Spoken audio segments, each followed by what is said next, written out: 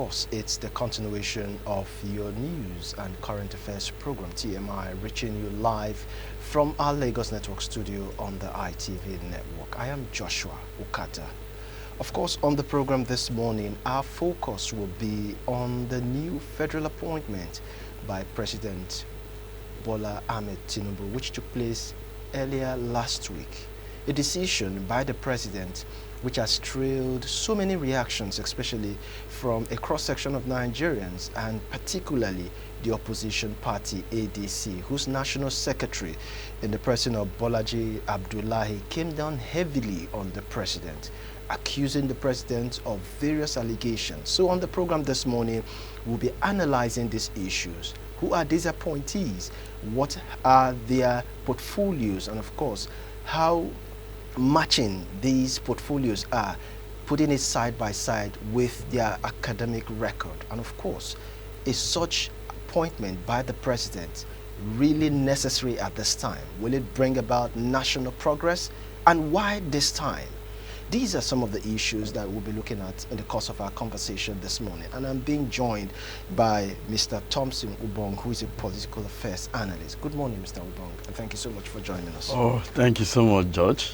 Thank you for having me. All right. Now, what's your take as regards the recent appointment by President Bola Ahmed Tinubu?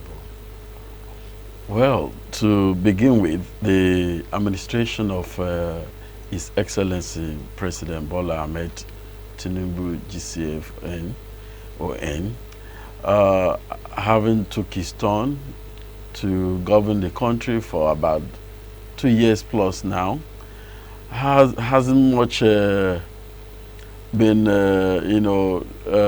hasn't been much been appreciated, if I may say, by generality of Nigerians, because of the suffering and the impact of policies that came on board since the advent of this current administration. So, in the terms of appointment, it has also favored some regions in his past appointments, and other regions have been left, protesting and requesting for balancing in the appointment of, political appointees to assist the president in running the country. So that has been very, very renowned in so many people, calling for balancing. And we see recently, after a lot, we see the appointment of the former President Babangida's son, Mohammed Babangida, as MD, CEO of Bank of Industry, and many others across other geopolitical zones. And the outburst from the ADC secretary might not be far-fetched from what other Nigerians has been advocating for, appealing for, or protesting. Being that the president appointment in before now has been centered in particular region like the southwest region and covering between Lagos, Ogun State, Kwara, and Oyo State, and so on, and little from the up north, and then little from the down south. But I think the president also has listened to all these yearnings, and I know government is continuum, and it has come to a time probably he said, okay, he can decide to make all these appointments to balance the geopolitical area, but that has not been perceived, clearly. I mean, that has not been palatable somehow to the newly coalition of ADC. Okay, so now let's look at the issues that are being raised here. First, from the angles of Nigerians who, have reacted to the appointment made by President Bola Ahmed Tinubu. In recent past, Nigerians are of the opinion that each time there is an outcry, the president usually, through his aide, distributes grains to the people, as it were, thinking that everything around complaints or outcry is centered on food.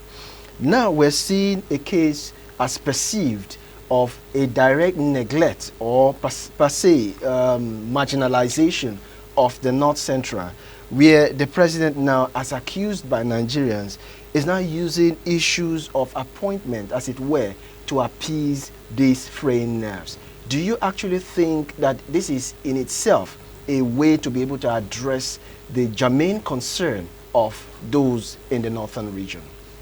Well, the excess of political appointments to balance up political and sectoral representation across the country and give every section of the country the sense of belonging, and also attract development to all these regions. So, and that's the main reason why any region that is excluded will have reason to complain, or there will be public outcry, you know, that they are being marginalized. So in the fairness of appointments, if we were to follow the actual train of things and the way things ought to be done, we would have seen that not necessarily because they are from a particular region. You know, when you are appointed as a Minister of Education, you should see yourself first as a Minister of the Federal Republic of Nigeria, and not for yourself that, you know, you've been settled as a mark of political, you know, beneficiary out of probably your participation or your support for the emergence of a particular president or governor, or as as it is. So the political appointee is supposed to, you know, work across all the ethnic, religious, and political groups or social group available in Nigeria, as the discharge of his duty is warranted. You know, so whatsoever is the function that should be played by that political appointee should be the priority. How is he able to distribute all this function across the Nigerian territories and make sure that people benefit, you know, from that ministry that is being appointed into? Okay. But what we see now is that, you know, political appointees decide to take all the glory and probably extend a little to their part of the country where they hail from, and this has been the problem that Nigeria, you know, is having. And we appeal to the government of the day to you know, to see how this narrative can be changed. Right. So that once you are appointed as a political appointee, you have to work for the Federal Republic of Nigeria, not for your own tribe or region or community. All right, now talking about the issue of settlement, because you made mention of the issue of settlement, especially for those who are aggrieved in a particular region of the country. Some persons are of the opinion that this appointment, as it were, is more or less a consolation prize given to the North Central. And of course, the most worrisome is the reaction from the ADC National Secretary, Bolaji Abdullahi, who came down heavily, you know, on the president, giving his press statement. He accused the president of being desperate and cynical in his attempt, as it were, to be able to buy back the trust he has squandered, especially given the fact that it was, you know, a general notion that he got so much support from the North in 2023, which is not the case right now. So this is more like a consolation prize. Do you agree with such notion? Well, these political appointments are political strategies by politicians, you know, and it has nothing to do with governance in real terms that we speak today, considering the settlement aspect of, you know, politicking that you are talking about. And Bolaji Abdullahi might have every reason to raise, you know, the complaint that he's making, you know, but it is inherent in every government of the day to make appointments. And I believe I once said that due to the outcry from the northeast Northwest, an unsatisfactory appointment they have gotten at the North Central, that probably that is the reason why the president has reacted to fill in that gap, to see that all the appointments are being, distributed across all the region. But that being said, it is a political strategy, just like the National Secretary of ADC has said. The president is sensitive enough to make sure that he makes this appointment to capture the core North Central, and make sure that their sons or daughters are well represented in his cabinet. And these are geared toward political interest. All right, now let's look at the issue of the appointees. I mean, we have overemphasized or flogged the issue of strategy, especially given the fact that the president, as you said, is trying to make sure that everyone is equally represented, hence the appointment. But then let's look at the appointees. A lot of people have issues with these appointees. First of all, one of those on the list of this appointment, we have the former head of state, in the person of whose son rather is Mohammed Babangida. He actually has quite an impressive CV, talking about his educational, record or achievement, as it were. We have, records that he is, an alumnus of, the European University in Montreal, Switzerland. He also earned a bachelor degree in business administration. Of course, he went further to, obtaining a master's degree in business communication. Attached to his resume, he's also attended, Harvard Business School, where he, bagged a corporate governance degree as at 2002. Now, these are quite impressive achievements, quite a great feat, no doubt about that. But of course, where people tend to be uncomfortable about it is the fact that there is no experience, work experience, especially in the public sector. So how can these appointments, given the fact that he has a very high and impressive CV, but no experience when it comes to the work itself, matching that particular portfolio? So how do you think he would fare, especially when he mounts on the saddle of leadership? Well, the agricultural sector of Nigerian economy is a very sensitive sector, and it needs very vibrant, experienced minds or personality to mount that sector. And then having been able to know and hear about Mohammed Babangida for some while now, the most I have heard about him has been the golf. He's been a golf player, organizing and participating in golf tournaments in Ikoyi Club and Abuja and so on. So quite impressive, CV there.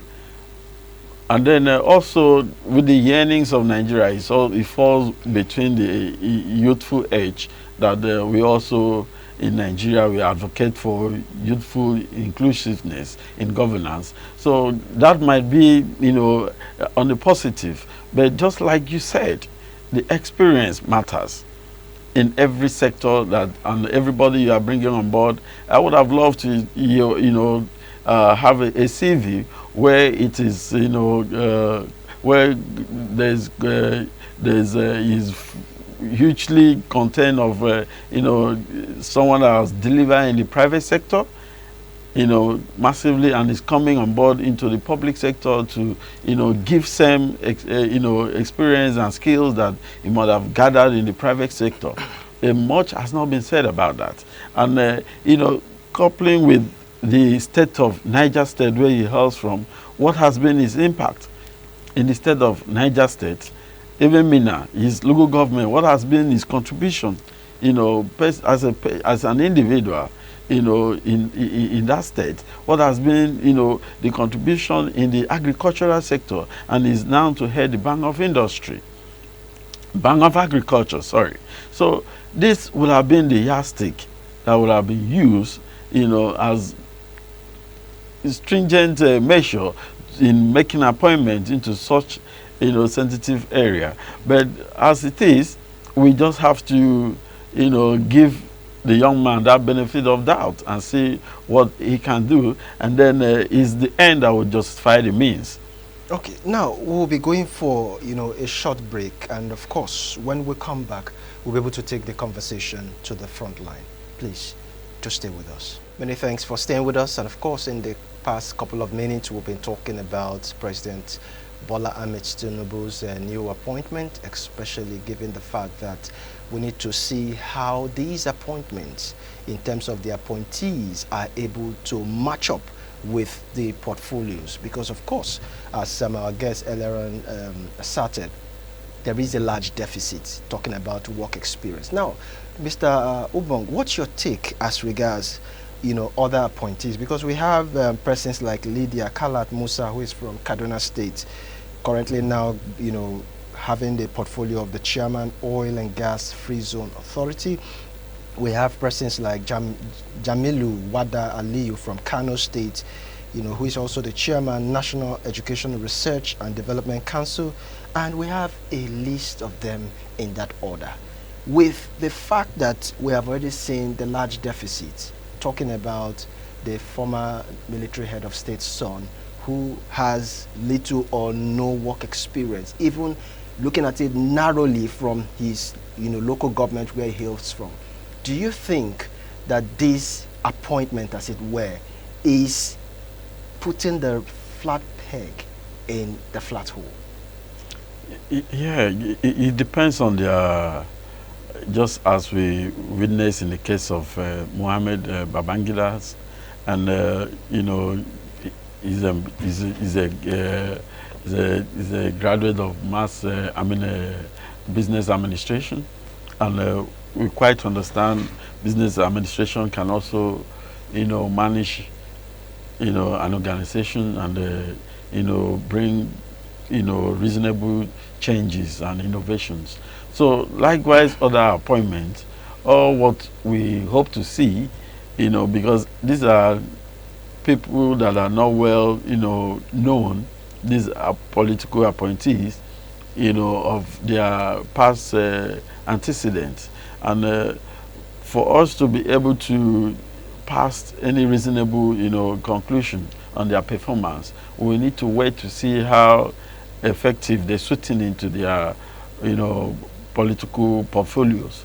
But what actually Nigeria needs now, these appointees should, just like I said earlier, should see themselves as, men and women that are coming on board to help solve the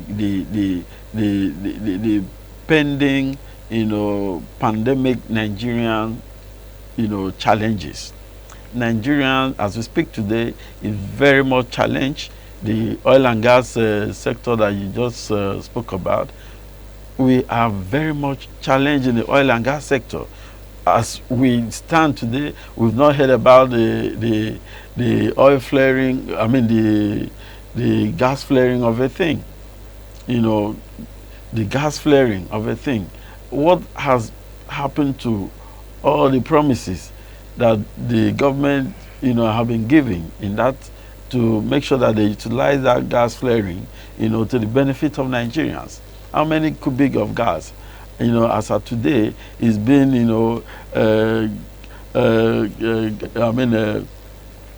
gotten from that gas flaring and then added into the cubic meter of the production of Nigerian gas gas market. So that should be the area of concern we should, bother about. What impact are all these people? What innovation? What creativity are they bringing on board for this, for us to have the benefit of that sector in which they have been appointed into? Okay, so you've given us your, submission as regards what you expect them to bring to the table in terms of value addition, given their wealth of educational achievement. Now, let's quickly look at the issue of tokenism, as it were, because we're pressed for time. The ADC Publicity Secretary, Bolaji Abdullahi, accused the president of, bringing what he calls appointment as tokenism. And he said tokenism in itself is not governance, neither is it inclusion. He also said that the president tends to be running on borrowed time, given the fact that election is just by the corner. So these appointments, as it were, are viewed as too little, too late. Why is it coming at such a time? Well, the appointment, I believe the president is being strategic about it. I'm not defending him, but I don't want a situation where appointments, I have often maintained the point that, political appointments should not be seen as tokenism or, settlement benefit for political supporters, but rather an integral part of development or governance that should see a particular ministry or sector grown and developed. So the issue of appointment, the president is just being strategic. You saw 2 appointments from Kano and other sector, other regions. So he's doing that for political, gains and political purpose ahead of 2027. So it's not about governance, it's about politicking. Actually, it's about the next election. Actually, everything done now, as we can see, because the political class do not have, the poor masses at the back of their mind. So what they are after is the next election. All right, we wait to see the outcome of this appointment and to see how much in terms of national progress this will be able to bring to Nigeria. Thank you so much, Mr. Thompson Ubon, for giving us your 2 cents on the matter. We really appreciate it. Thank you, Mr. George. All right, that's our offering from our Lagos Network studios.